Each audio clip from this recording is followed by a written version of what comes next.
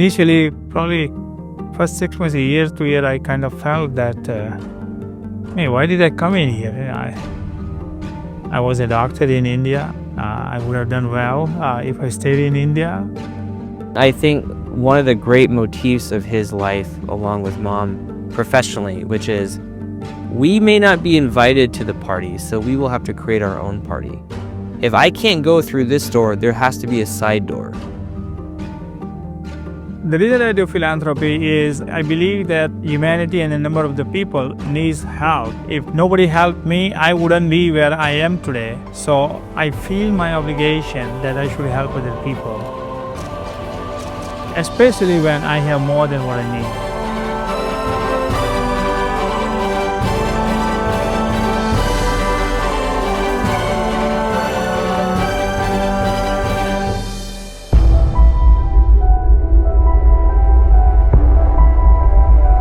In this episode of The American Journey, we share the inspiring story of Indian-American physician, entrepreneur, and philanthropist Dr. Jasvant Modi. Jasvant Nagindas Modi was born in Godhra, a modest town in the western Indian state of Gujarat, and raised in a large, close-knit Jain family. My father was a school teacher, and then he became an inspector in the schools, which he will go from town to town to inspect the schools. And he was a very hardworking person. He became my role model while I was in the school and staying with him. My mother came from a large family. She was a homemaker.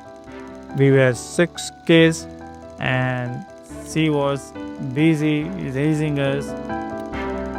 His mother and father were very religious, and there was a nearby Jain upashray. So he used to mingle with the Jain sadhus and sadhvis for his religious education, and he will many times sleep in the upashray also.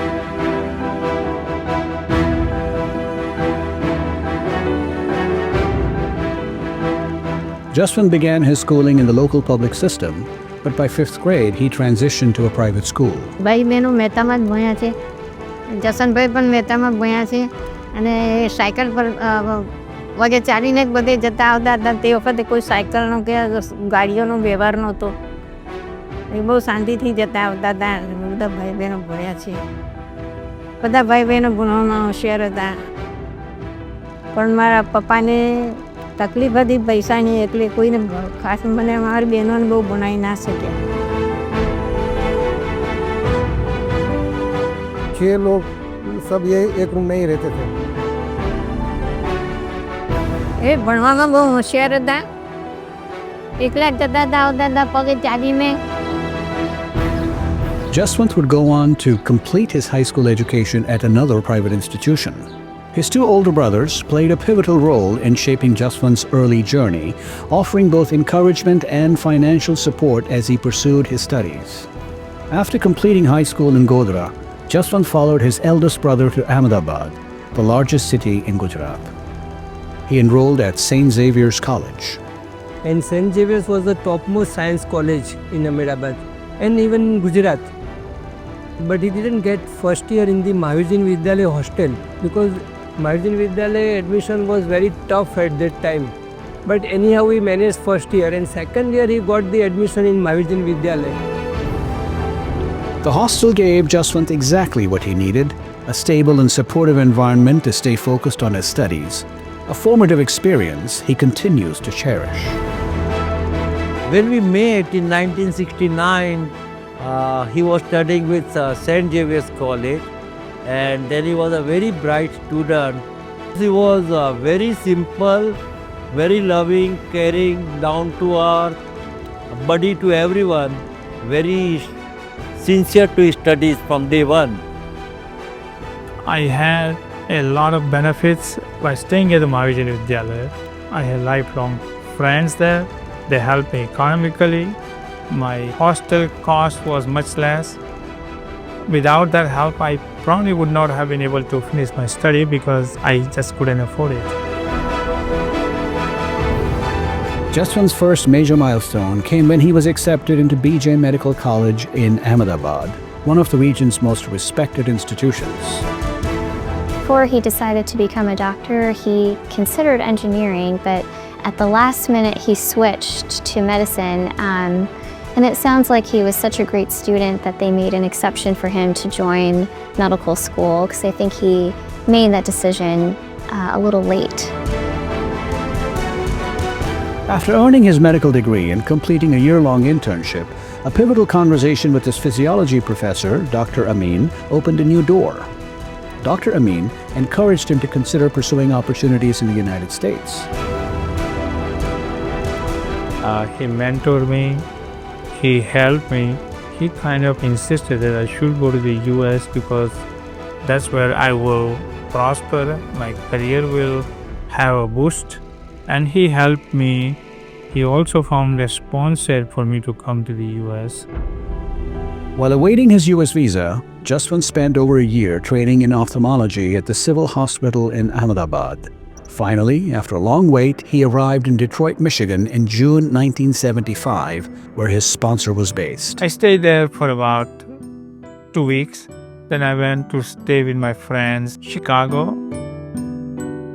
Dr. Modi's American journey began with uncertainty. At the time, the academic year for the internship and the residency training was already started on July 1st. So I didn't have much of an opportunity to get into the program. I think initially, probably first 6 months, a year, 2 years, I kind of felt that, why did I come in here? I was a doctor in India. I would have done well if I stayed in India. So why would you leave an assured, comfortable existence for something that is unpromised to you, which is a life in America? Well, you got to really believe in yourself, and you have to believe that you can rise through these different circumstances. So there's an element of betting on the future. In October 1975, Dr. Modi landed his first job in Hinton, a small town of about 4,500 people in southern West Virginia. There was a small hospital, and it was privately owned by some physicians over there, and they were getting old, and they needed some help. Through some contact, I came to know, so it was a very good experience. I practiced medicine under their guidance. Learned driving there. I bought my first car in city of Hinton. The bank gave me loan. I had borrowed the money all my life to study in a high school and college and Vidyalaya. I borrowed at the time $20,000 from the bank, and I sent all my debt to people over here in India. The job paid well, $33,000 a year, and brought a sense of stability. But Dr. Modi had bigger dreams, to enter the mainstream US medical system and pursue a specialization. After 2 years, he secured a one-year internship at a hospital in McKeesport, a suburb of Pittsburgh. It came at a cost, a 70% pay cut. Following his internship, Dr. Modi relocated to Chicago, where he pursued back-to-back residencies in internal medicine and gastroenterology. During this period, he met his future wife, Meera, who was finishing her residency in Wilkes-Barre, Pennsylvania. Mom also grew up in India. She grew up in Wakaner, and Mom has 2 brothers and 4 sisters, so big family. Mom also went to medical school in India. She went to Lady Hardinge Medical School, which I think is an all-female medical school.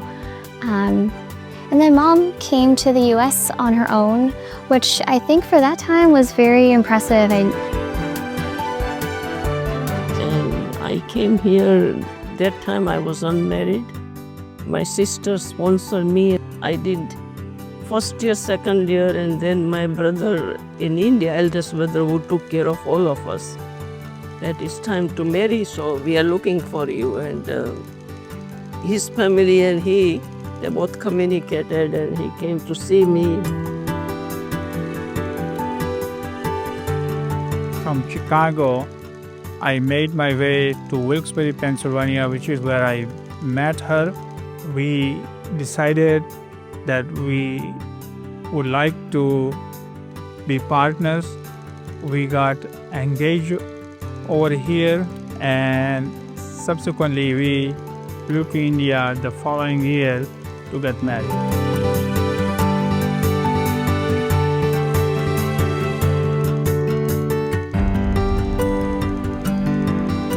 He was in Chicago. So I applied for Chicago Hospital. I got it. After completing her training in internal medicine, Meera began working at a local hospital. Jasvant pursued another fellowship in gastroenterology. Around this time, the couple welcomed their first child, son Rusha. And I was working that time 12 hours in a Grant Hospital in Chicago. From 7 to 7. He was like tiny little baby and it was very, very hard, no help. And we both were working.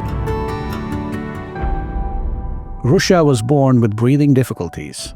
I think they partly thought the cold weather in Chicago was not good for Rusha's lungs, so then they moved to Los Angeles.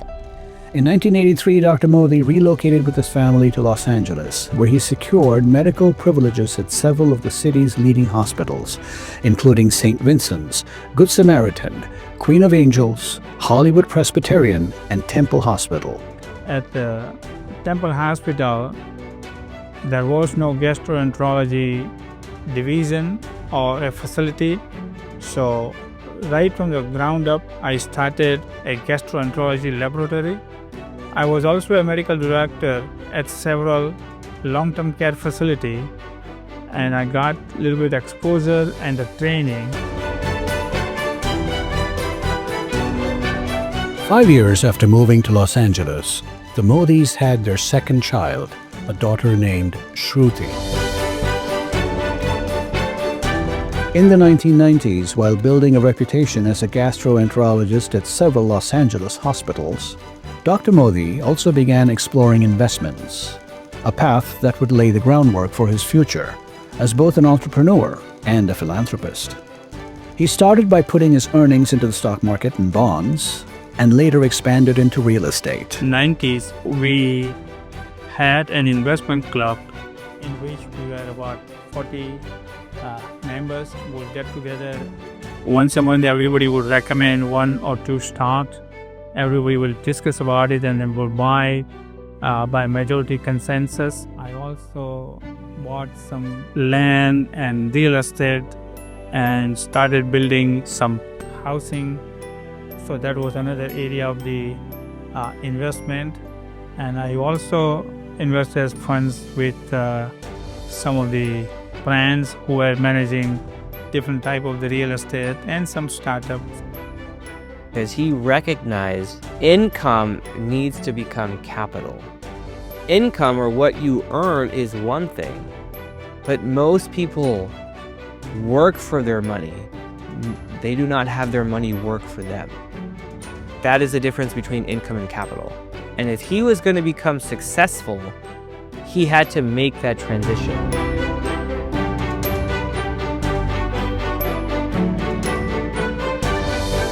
In 2008 and 9 financial crisis, a lot of people lost a lot of money, but I had quite a bit of a cash sitting around which we invested, and from 2009-10 onwards, for the next 10 years, the equities that I invested, it became double and triple. In 2004, drawing on his years of medical experience, Dr. Modi acquired his first long-term care facility, Westlake Convalescent Hospital. His earlier work at Temple Hospital, where he had established a gastroenterology department, helped pave the way for his move into healthcare management. He quickly turned the struggling hospital around. His success at Westlake gave Dr. Modi the confidence to acquire and operate additional hospitals. Before, this was a one-star building, and now it's a 4-star building. He's not very he's making sure that we have enough staffing. It's not like other facilities, they cut the staff. Here we have enough RNs, we have enough licensed nurses, and we have enough RNAs and CNAs to make sure that we provide quality care to the patients. And we also have enough supplies. After I had some experience at the Westlake Conversion Hospital, I bought a second hospital, Newport Subacute Healthcare Center at Costa Mesa in Orange County. After a few years and having a good success, in 2010, I got 2 more facilities. One is a Virgil Rehabilitation and a Skilled Nursing Center in Los Angeles, and Vista Veranda Assisted Living in Linwood in Los Angeles County.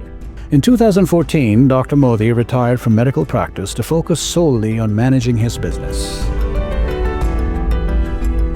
It's been 30 years that I was practicing, and I felt that this is the time to give up medical practice. Also, managing these hospitals was taking up quite a bit of time, and there was also an issue of a conflict of interest. So I felt that I should retire and just focus on managing the hospitals. Those close to him say Dr. Modi succeeded because he understood early on that in a new country, opportunities wouldn't be handed to him. He would have to create them himself.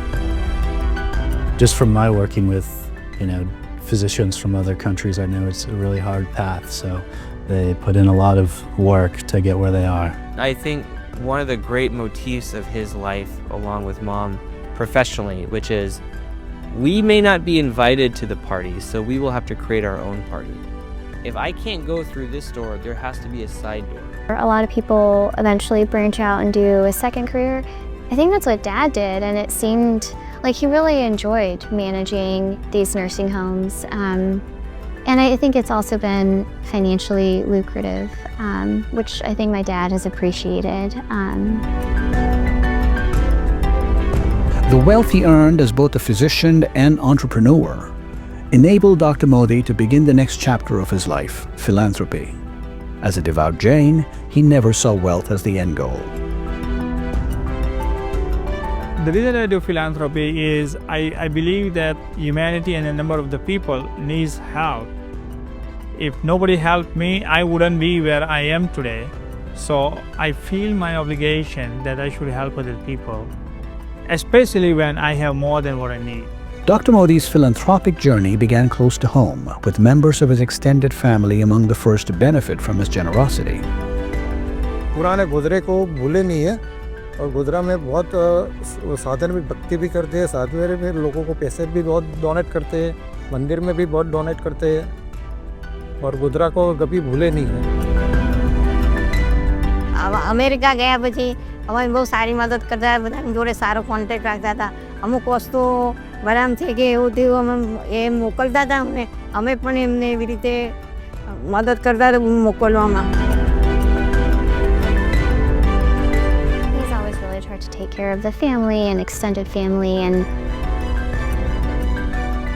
The local Jain community, including the Jain temple in Los Angeles, was among the earliest recipients of Dr. Modi's philanthropy.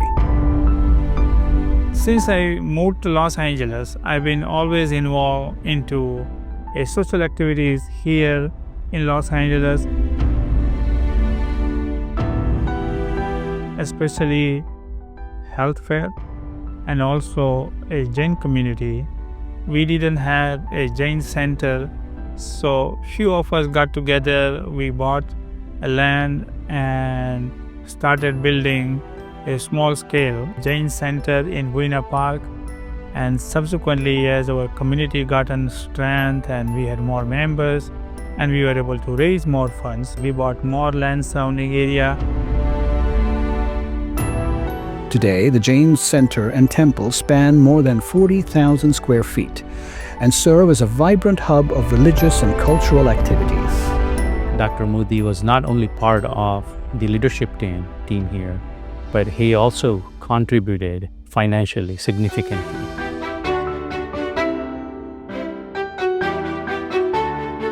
Dr. Modi has also contributed generously to a newly established Jain temple in Tuhunga, not far from his Lakanyada home. The promotion of Jainism and its principles of nonviolence has been the central theme of Dr. Modi's philanthropy.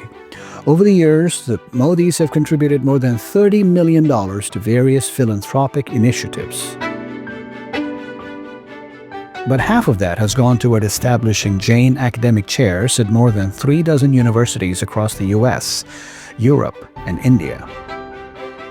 So he has done something incredibly unique, which is creating endowed chairs where professors and lecturers at some of the world's most established and finest universities can study the applications of Jainism in an evolving and modern world.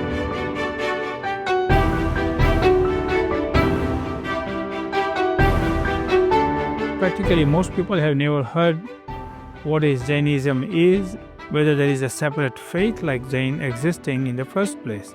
So to change the narrative, I felt I should take lead and do something about it.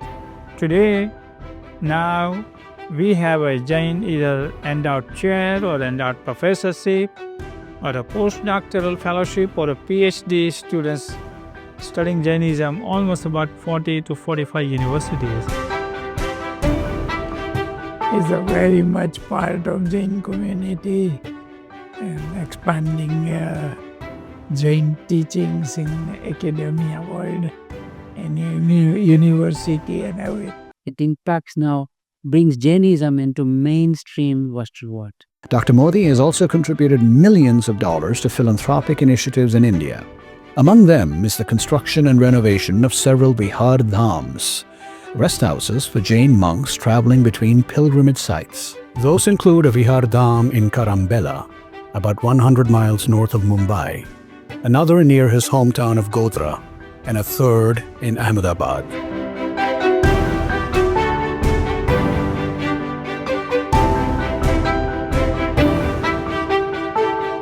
The Modis have also supported student housing for young Jains, donating nearly $2 million to build a new girls' hostel in Surat, Gujarat's second largest city.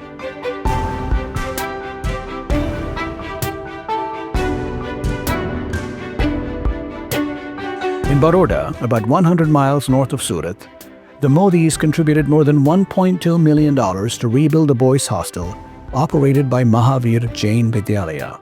Dr. Modi also helped renovate the hostel where he had lived during his medical school years. Education has been another major area of focus for the Modis. In Ahmedabad, they donated nearly $1 million toward the construction of a modern high school for Jain girls, developed by Tyag Trust.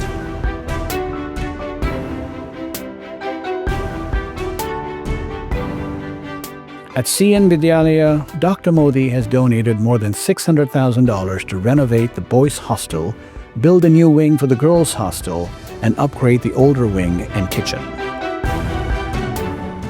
Dr. Modi's philanthropic efforts have earned international recognition with numerous awards honoring his lifetime commitment to service and giving.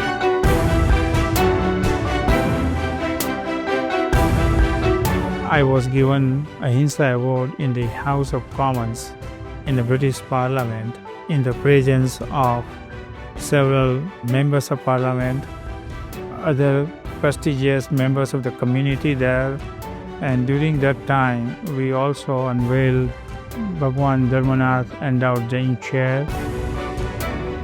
Beyond the hospital corridors and philanthropic initiatives, Dr. Modi's most cherished role has always been closer to home.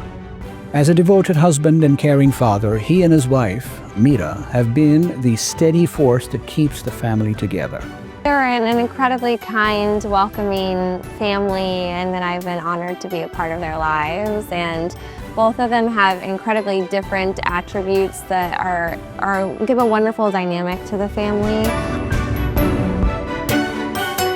As the family grew with the adoption of a son-in-law and a daughter-in-law, and later 2 grandchildren, the Modis remained a shining example of the American spirit, honoring their own culture and traditions while warmly embracing those of their new family members. Yeah, the wedding was really nice. It was kind of a joint Indian and Western ceremony, so we had 2 officiants, and there were a lot of Jain traditions and also Western traditions. Had like probably almost a 1.5 year engagement while we were planning our wedding, and it was very fun for both of our families to get together and kind of bring some of the Western and Eastern traditions together. And we had a dual ceremony back in July 27th of 2019. So it was a wonderful time for both sides of the family. Family trips have become a special way for the Modis to strengthen their bond and enjoy time together. And we've been having an amazing time together. We try to go on like yearly family trips together, and that's been great for everyone to spend time together and really get the grandkids with them. And I feel like it's just brought everyone a lot closer. On a whole family trip to India with Shruti and I, Jasvant and Mira, and then Rusha and Ashley, Shruti's brother. So it was the first time that I'd been to India, and then the first time that a lot of them had been back to India in a long time. So it was nice to experience and kind of get like their, as former, Indian residents, it was nice to see where they grew up and did medical school and the education institutions and dormitories that they contributed to. So Dr. Modi's American journey is a powerful testament to the idea that one can achieve great success while remaining grounded in compassion and in religious and cultural values. His life reminds us that dreaming big is important, but so is giving back. My American journey, I would say, is a satisfying journey. I was able to help my family, my wife's family, and able to do a lot of philanthropic work and help many other people. So came here with $8 to $10 in my pocket. So I have done well in terms of finances, and I think this is a land of an opportunity, and it's so true for me as well.